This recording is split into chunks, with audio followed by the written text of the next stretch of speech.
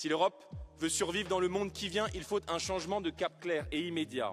Dans le monde réel que vous ignorez, il n'y a pas de puissance sans production, pas de souveraineté sans croissance et pas d'avenir dans la soumission, la servitude et la faillite. La France a perdu 18 000 bars tabac entre 2002 et 2022, un chiffre que le Centre pour la recherche économique et ses applications a croisé avec ceux des résultats aux élections présidentielles et législatives sur la même période. Le café qui met CNews, c'est un signal, forcément, qu'il donne à sa clientèle. Résultat, la fermeture de ces établissements a contribué à la progression du vote pour le Front National, devenu le Rassemblement National. C'est un chercheur qui s'appelle Hugo Subtil, sociologue, qui a observé, sur 20 ans, 18 000 bars tabac ont fermé dans des villages et dans des petites villes. L'étude parue le 30 janvier révèle un effet significatif mais différé de la fermeture d'un bar tabac sur le vote Rassemblement National. À la première élection post-fermeture, l'effet est quasi nul. Il croît ensuite régulièrement, plus 0,67 après 10 ans et plus 1,28 points après 20 ans. Pour les présidentielles, l'effet atteint plus 1,38 points. Les gens se replient sur eux et du coup, dans tous ces endroits-là, la croissance du Rassemblement national est plus importante que dans les autres. Il n'y a plus de lieu de rendez-vous, c'est ça? Voilà, il n'y a plus de lieu pour se rencontrer, les gens se replient sur eux-mêmes, ils sont en colère, ils ont peur de tout et voilà. Si les bistrots étaient restés ouverts, Jordan Bardella n'aurait aucune chance d'être président de la République. La porte-parole du gouvernement, Maud Bréjon, a encouragé mercredi les femmes qui auraient été victimes dans des affaires liées au dossier Epstein à parler et à se tourner vers la justice, après la nouvelle mise en cause d'un diplomate français. Êtes-vous un prédateur sexuel de catégorie 3? Niveau 1. Non, je suis au plus bas. Vous êtes au plus bas niveau 1, mais un criminel.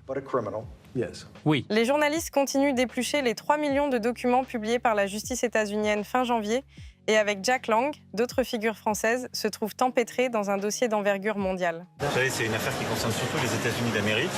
Il y a des personnalités françaises aussi. Oui, sont citées. Il y a des personnalités françaises qui sont citées. Et donc la justice fera son travail, mais je pense qu'elle concerne surtout les États-Unis d'Amérique.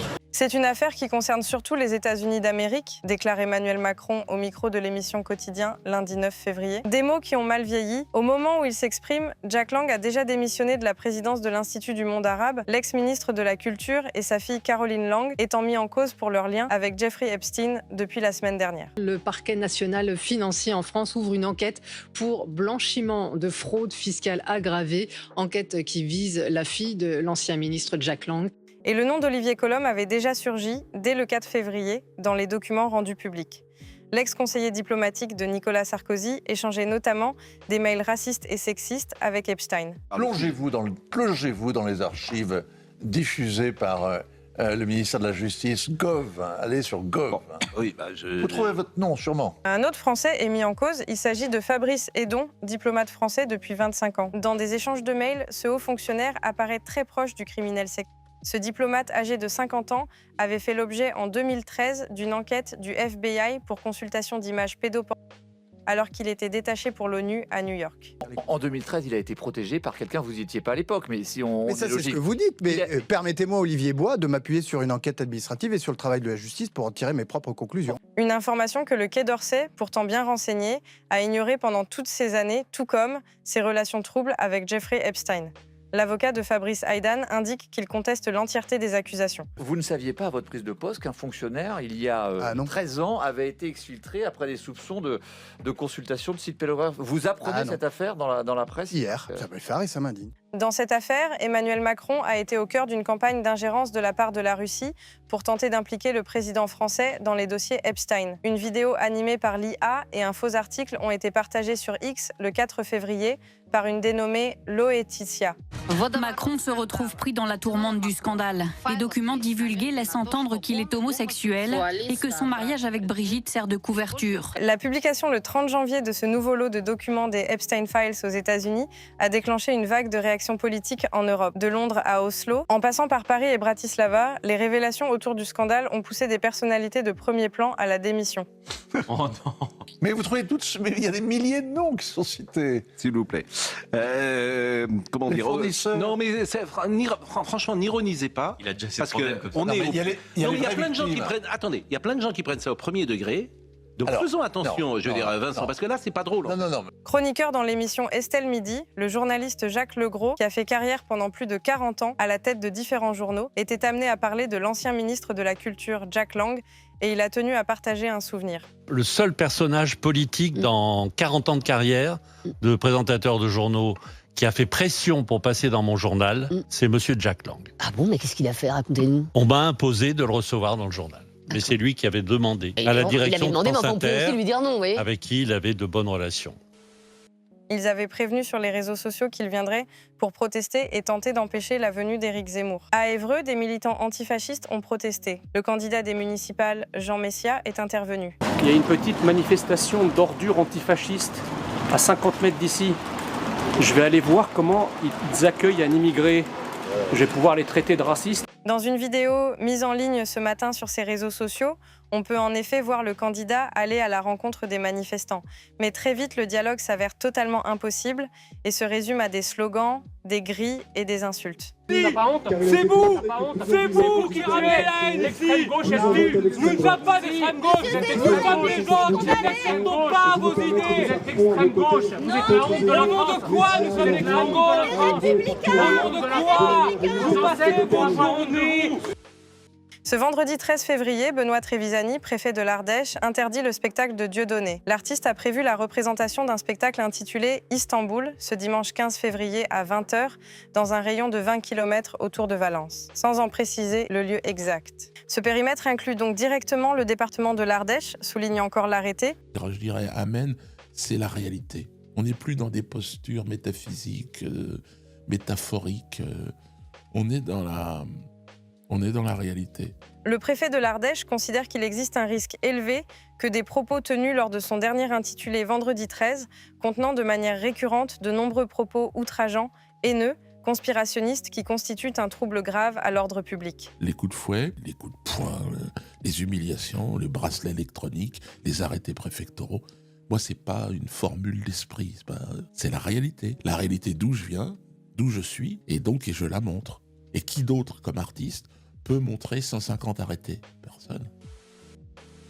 Face à la vague de haine que reçoit son animatrice star, M6 a fini par réagir. Dans un communiqué relayé ce 12 février, la chaîne a condamné le cyberharcèlement dont est victime Karine Le Marchand depuis son passage sur CNews lundi dernier. Voilà, qu'est-ce que je peux faire d'autre? Je ne vais pas m'immoler, je ne vais pas me pendre, j'en ai rien à faire. Dans le même temps, la présentatrice compte bien se défendre et a déjà initié des démarches juridiques en ce sens. Moi, je vais vous dire, ce qui m'a choqué, c'est le fait que j'ai pas réagi.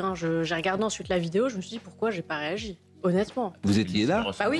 Bon, parce qu'il y avait peut-être pas à réagir. Karine Le Marchand, productrice et animatrice du documentaire Les Nouveaux Français, 100 ans d'immigration, fait l'objet de très nombreuses attaques et de menaces extrêmement graves à la suite de la diffusion sur les réseaux sociaux d'extraits d'interviews tronquées, dénonce la chaîne. Et maintenant, vous réagissez parce que d'autres vous l'ont dit. C'est pas vrai. Bah si, vous voyez, la preuve. À chaque fois que je dis quelque chose, vous dites qu'on me l'a soufflé, comme si je pouvais pas penser pour moi-même. Mais non, mais pas. Ça prend un petit peu de temps, mais on ne vous lâchera pas. J'ai beaucoup de menaces de mort. Ce qui est fou, c'est que j'ai beaucoup de noirs qui me traitent de sale négresse, ajoute-t-elle, tout en glissant à quel point l'huissier est traumatisé après avoir pris connaissance de tous ces messages de haine. Puis de toute façon, je m'en fous complètement. Je vous remercie parce que vous m'avez fait gagner 500 €. J'avais parié avec mon équipe que j'allais avoir une polémique en allant sur CNews et j'avais parié 500 €. Cette vague de cyberharcèlement, Karine Le Marchand la doit à son intervention en début de semaine sur le plateau de la chaîne CNews. Alors qu'elle assurait la promotion de son nouveau documentaire sur l'immigration, l'animatrice et productrice de 57 ans a raconté une anecdote sur son arrivée à Paris. Je suis d'accord qu'on ne peut pas accueillir tout le monde, hein, si c'était ça la question, je suis d'accord avec vous. C'est pas le sujet de mon documentaire, mais si vous posez la question, je suis d'accord avec vous. Dans le viseur également, les députés Ercilia Soudet et Léa Balaj-El-Mariki qui ont annoncé saisir l'Arcom. Quand on fricote toute l'année avec l'extrême droite et qu'on vient tenir ce discours sur CNews, on sait très bien ce qu'on fait. Ces propos sont racistes, je saisis l'Arcom, a déclaré Léa Balaj-El-Mariki. Et je trouve quand même qu'on donne beaucoup trop facilement, notamment la nationalité française. On le voit dans le documentaire, il suffit de peu de choses pour avoir la nationalité française. De son côté, l'animatrice se montre confiante. Elle dit « Par rapport à cette députée LFiste, dont j'ai oublié le nom, d'ailleurs je ne suis pas sûre que tout le monde la connaisse, je parie sur le fait qu'elle va être déboutée par l'Arcom. » J'ai vu le RER arriver, j'ai vu tous ces Noirs et tous ces musulmans qui sortaient, ces Arabes, en fait, c'est des gens qui avaient des têtes que j'avais pas l'habitude de voir parce qu'à Nancy, j'étais la seule de mon école avec ma sœur à avoir cette tête-là. Et j'ai vu plein de gens sortir, j'ai fait... Oh, j'ai pas pu m'empêcher d'avoir un peu peur parce que j'avais pas l'habitude. À 40 ans, la ministre de l'Action et des Comptes publics, Amélie de Montchalin, s'apprête à prendre la tête de la Cour des comptes, une institution clé du contrôle des finances publiques. Une promotion critiquée par les oppositions pour le risque de conflit d'intérêts. Vous devrez évaluer ce que vous et vos amis avez vous-même détruit. On peine à y croire, mais demain vous serez donc juge et partie. Voilà le scandale démocratique dont vous êtes l'incarnation. Pour succéder à Pierre Moscovici, parti à Luxembourg pour la Cour des comptes européenne, le président de la République Emmanuel Macron l'a nommée en Conseil des ministres ce 11 février. Elle sera la première femme à occuper ce poste. Rappelons d'abord que la Cour des comptes est une institution dont l'indépendance incontestée est capitale, à un moment où la population doute parfois de nos institutions. Jamais personne n'est passé de la tête du ministère des Comptes publics à la tête de la plus haute autorité censée contrôler les comptes de la nation. Difficile d'être davantage juge et partie. Qui est pris, qui croyait prendre ? La commission d'enquête sur l'audiovisuel public a décidé, jeudi, de demander à la ministre de la Culture, Rachida Dati, de transmettre les documents étayant ses accusations contre le magazine Complément d'enquête de France 2. Dans cette commission d'enquête, Madame Rachida Dati, ministre de la Culture, vous a accusé sous serment d'avoir tenté de monnayer les services d'une tierce personne. Son président, Jérémy Patrier-Leitus, souhaite ainsi éclaircir des déclarations contradictoires faites sous serment devant les députés. En cas de fausse déclaration, une saisine de la justice pour suspicion de parjure pourrait être envisagée.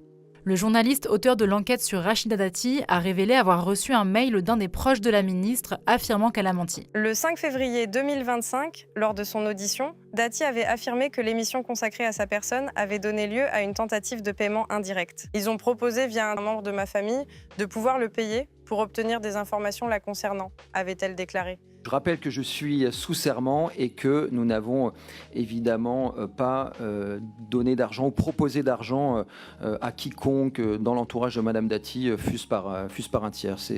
Je dément cela catégoriquement et sous serment. Karine Le Marchand fait actuellement la tournée des chaînes de télévision pour promouvoir son documentaire. Après CNews, c'est dans Les Grandes Gueules que l'animatrice de L'amour est dans le pré a fait une apparition remarquée. Deuxième question, Jean-Marc Morandini qui est maintenu à l'antenne sur CNews, ça vous choque ou pas ? Quel rapport ? Quel rapport ? Quel rapport avec mon travail ? Après avoir discuté de son documentaire, Le Marchand a eu droit à une question sur l'actualité brûlante du petit écran, la volonté de la direction de CNews de maintenir Jean-Marc Morandini à l'antenne, malgré ses 2 condamnations définitives pour corruption de mineurs. Économiquement, et cela devenait aussi un problème pour CNews, les annonceurs se font la malle depuis 3 semaines. Une seule page de pub aujourd'hui, un seul spot, de l'autopromo pour Canal+. Une situation qui divise même au sein de la chaîne Info et qui a poussé Sonia Mabrouk à quitter son poste sur CNews. Mais pas question pour Karine Le Marchand de commenter ce sujet polémique, même si on sait aujourd'hui que Morandini n'est plus à l'écran. Oh, j'ai pas envie de répondre à ça, parce que quelle que soit ma réponse, de toute façon, ça va me retomber dessus. Pourquoi vous n'avez pas envie de répondre ?